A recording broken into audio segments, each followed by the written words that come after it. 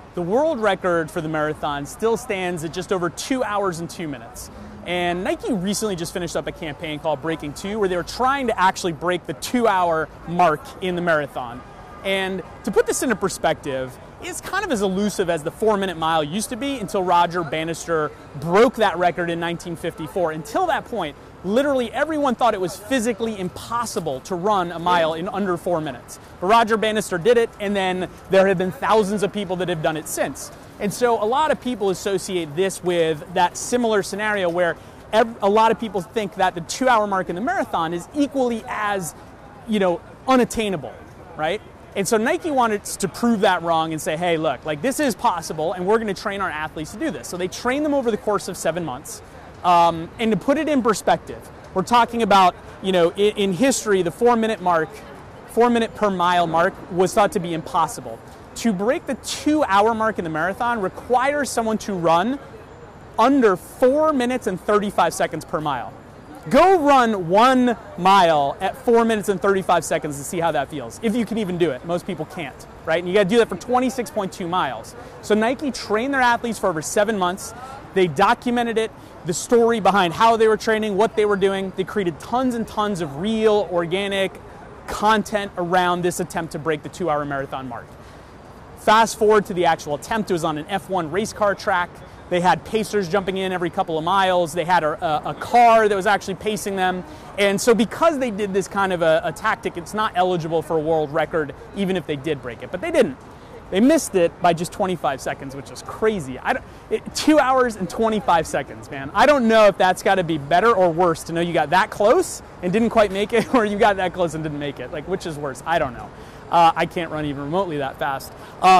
In the running world, this has been the talk of the town. Outside of the running world, maybe not as big, but people have been aware of it because it's such a big attempt. And there's so many people talking about, is it even possible? Is it possible to do legally? And there's a lot of banter around that. And so Nike leveraged that story and created this ongoing marketing campaign all the way up until the launch and the attempt of Breaking 2. Now, even though they didn't break the 2-hour mark, it didn't matter, right? It didn't matter. Whether they won and beat it or they lost and failed and didn't break the 2-hour mark didn't matter because they still won. Nike created a win-win scenario from a marketing perspective and a storytelling perspective. Why? Because it was real. It was something so big and unattainable for most people, for pretty much everyone on the planet.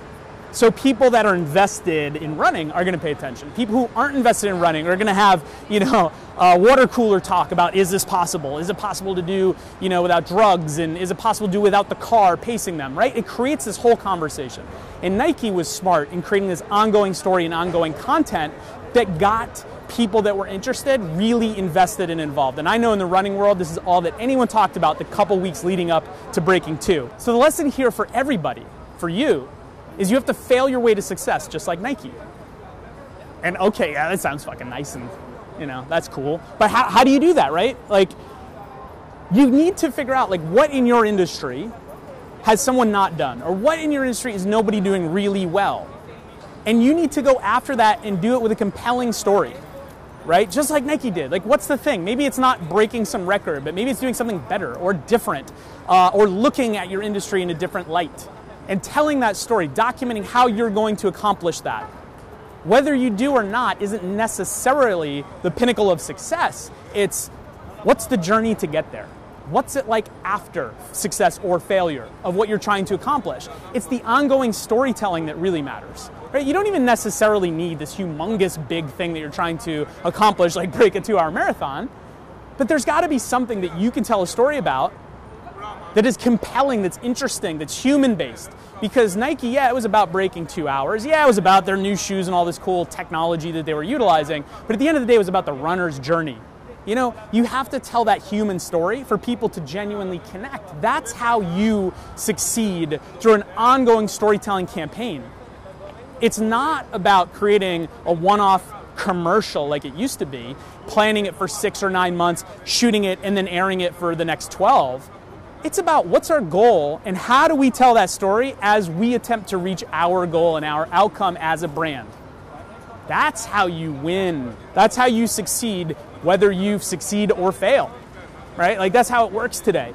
you got to create tons and tons and tons of content and not get focused in on like, oh, well, this one video didn't work, or this one athlete wasn't necessarily the one that people were paying attention to. It doesn't matter. The individual videos, the individual content is not what you're worried about. You're worried about is the overall story headed in the right direction, and is your audience, the people that you want to do business with, are they paying attention?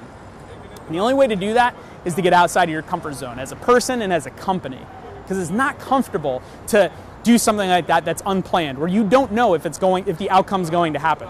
You don't know. You're documenting. So you have to find a win-win scenario, just like Nike did. Now, are you trying to avoid failure, or are you willing to accept failure and make it win for you anyway?